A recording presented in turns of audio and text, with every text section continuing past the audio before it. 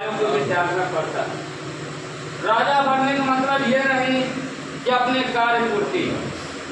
राजा का मतलब आज तक कोई नहीं समझाया, क्योंकि हमारे देश में जो आजकल चल रहा है पूरी तरह ठीक ठाक नहीं। हमारे देश में जो कुछ पढ़ाया जा रहा है पूरी तरह ठीक ठाक नहीं।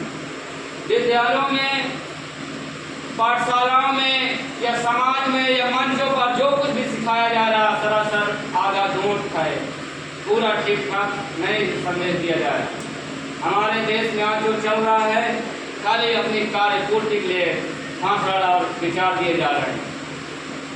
विचार ये नहीं होना चाहिए केवल अपना ही पेट भर जाए। राजा का मतलब होता है अपने प्रिय से प्रिय वस्तु को जो बलिदान करे वही राजा है। समाज के लिए अगर कहीं 10 आदमी की प्राण जाती हो तो राजा का मतलब अपने सर्वस्व में सवार करते हो 10 की जान बचाए। हम मिटे तो मिटे मगर प्रजा न मिटे, वही राजा हो सकता है, वरना राजा कोई नहीं हो सकता है।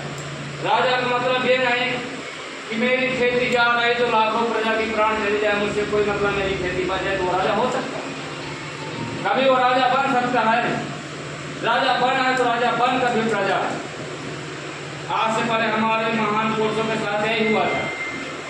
कभी अभी तक भाषण सुने होंगे कि कहते थे कि लोधी के राजा जो थे वो अंग्रेजों से संधि करके हम यहाँ बुलाए थे अंग्रेजों को, और अंग्रेजों से यहाँ विनाश करा के राज को गुलाम किए भारत। ऐसा नहीं था। आज से पहले हमारे महापुरुषों का इतिहास देख लें कि किसी ने हमारे राजा ने किसी दूसरे अंग्रेजों से संधि नहीं किया है। कहा मैं अपने आप को मिटा दूंगा मगर किसी संधि नहीं करूंगा।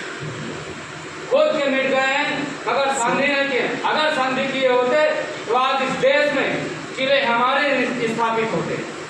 जो किले मिट गए, जो हमारे रजवाड़ा राजाओं के नाम निशान मिट गए, जो इतिहास से सम्मान की दृष्टि से नहीं देखा गया, ये इतिहासकारों ने अनदेखी किया हमारे महापुरुषों को।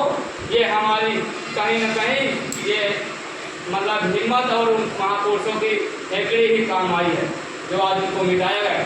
अगर उस समय हमारे राजा महाराजा अंग्रेजों मतलब संधि किए होते